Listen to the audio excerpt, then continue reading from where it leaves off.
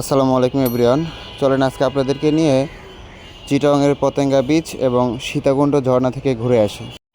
সকাল সকাল ঘুম থেকে উঠেই হোটেল চেক আউট করে আমরা সবাই একে একে রওনা দিচ্ছি আমাদের আজকের দিনের প্রথম যে গন্তব্যস্থল সেখানে। আমরা প্রথমেই যাব চিটাগংয়ের পতেঙ্গা বিচে।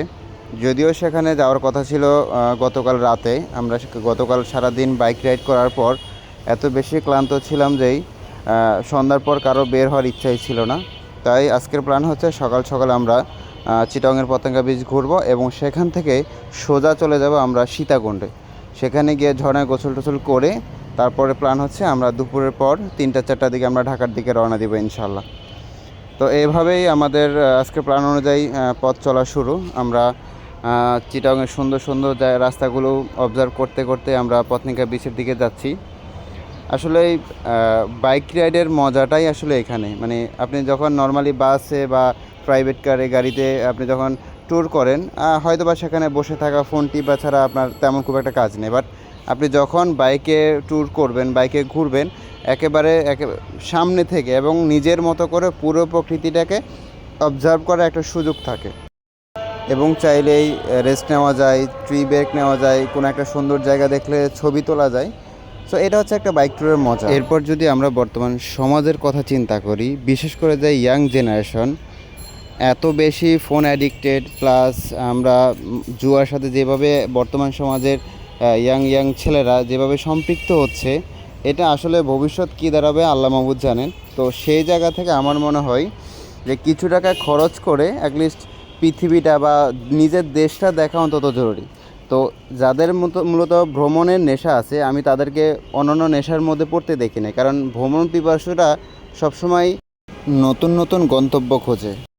যাই হোক, আমরা এখন চলে আসলাম পতেঙ্গা বিচে। যেহেতু আমরা খুব সকাল সকাল আসছি তাই পুরো বিচটাই ছিল ফাঁকা এবং একদম কোলাহল মুক্ত। আর এখানে যে পরিমাণ জাহাজ, বাবারে বাবা, হাজার হাজার জাহাজ, মনে হয় যে জাহাজগুলোকে পিঁপড়ের মতো সাজায় রাখছে এবং সমুদ্রের গর্জন খুবই ভালো লাগছিল। আমরা সেখানে বেশ অনেকক্ষণ আড্ডা দিলাম, গল্প করলাম, ছবি তোলা শেষ করে আমরা এখন রওনা দিব সীতাকুণ্ডের উদ্দেশ্যে।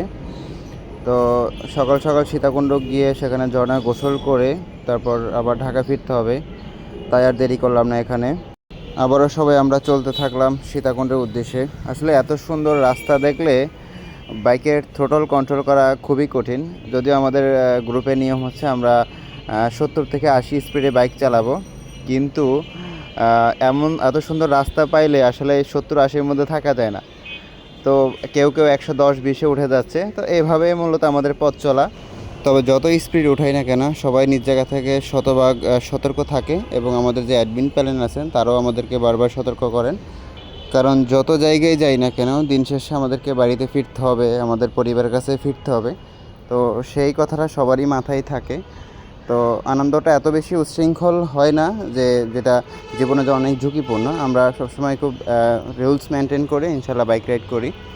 তো আপনারা যারা বাইক রাইড করেন কিংবা বাইকে খুব ঘোরা হয় তারাও চেষ্টা করবেন অ্যাটলিস্ট ভালো একটা ব্যালেন্সের মধ্যে নিজেদেরকে রাখতে, কারণ আপনার পরিবার আপনাকে নিয়ে অনেক বেশি চিন্তা করে। তো এভাবে পথ চলতে চলতে আমরা সীতাকুণ্ডের খুব কাছেই চলে আসি। পাহাড়গুলি আমাদেরকে খুব কাছ থেকে ডাকছে। পাহাড়ের সৌন্দর্যটা সত্যি খুব ভালো লাগে। আমার সবচেয়ে বেশি পছন্দ হচ্ছে পাহাড় আর ঝর্ণা, এই দুইটা আমি অনেক বেশি পছন্দ করি। তো বরাবরই পাহাড় দেখলে আর নিজেকে ধরে রাখতে পারি না, অনেক বেশি উচ্ছ্বাসিত হয়ে যাই আমি। আর পাহাড়ের মানুষগুলো অনেক বেশি শালীন এবং নীরব প্রকৃতির, তাদের সাথে মিশলেও আপনার অনেক বেশি ভালো লাগবে। তো আমরা চলে আসছি আমাদের সীতাকুণ্ডে, এখন সামনে ঝর্ণায় যাব। এখানে মূলত দুইটা ঝর্ণা আছে, একটা ঝর্ণাতে পানি খুব একটা নেই এবং একটা ঝর্ণাতে মোটামুটি পানি আছে। আমরা আজকে সেখানে গোসল করব এবং বিকাল পর্যন্ত আমরা এই ঝর্ণার আশেপাশে ঘুরবো ফিরবো। তো এই হচ্ছে একটা ঝর্ণা, এখানে মোটামুটি পানি আছে। আরেকটা ঝর্ণাতে নাকি পানি নেই, সেখানে আজকে আর যাব না। তাই এই ঝর্ণায় সবাই মিলে গোসল করব, অনেক আনন্দ উল্লাস করব। তারপর এখানে কোনো একটা করে দুপুরে খাওয়া দাওয়া শেষ করবো ইনশাল্লাহ। তো আমরা ইতিমধ্যে আসার আগে খাবার অর্ডার দিয়ে আসছি, কারণ এখানে তো আর অন্য জায়গার মতো না, পাহাড় তো নির্দিষ্ট ব্যক্তি এবং নির্দিষ্ট খাবার। তো সেই জন্য আমরা এসে খাবার কনফার্ম করে আসছি। তো ঝর্ণা শেষ করে আমরা পুরো দুপুরটা এখানে কাটাচ্ছিলাম।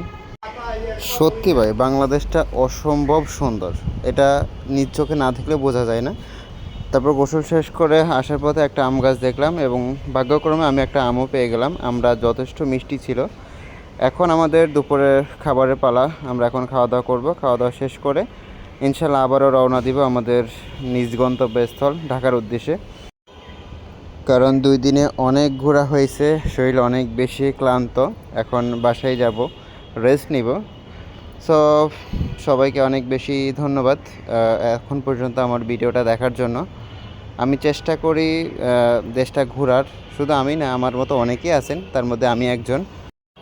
এবং যেখানে যাই চেষ্টা করি আপনাদেরকেও দেখানোর জন্য, কারণ অনেকে বা সরাসরি যাইতে না পারলেও অ্যাটলিস্ট ফোনে দেখলে কিছুটা ফিল পাওয়া যায় যে জায়গাটা কত সুন্দর, সেখানকার পরিবেশ কেমন, সেখানের মানুষজন কেমন এবং মানুষ কতভাবে জীবনযাপন করছে সেটাই দেখানোর চেষ্টা করি।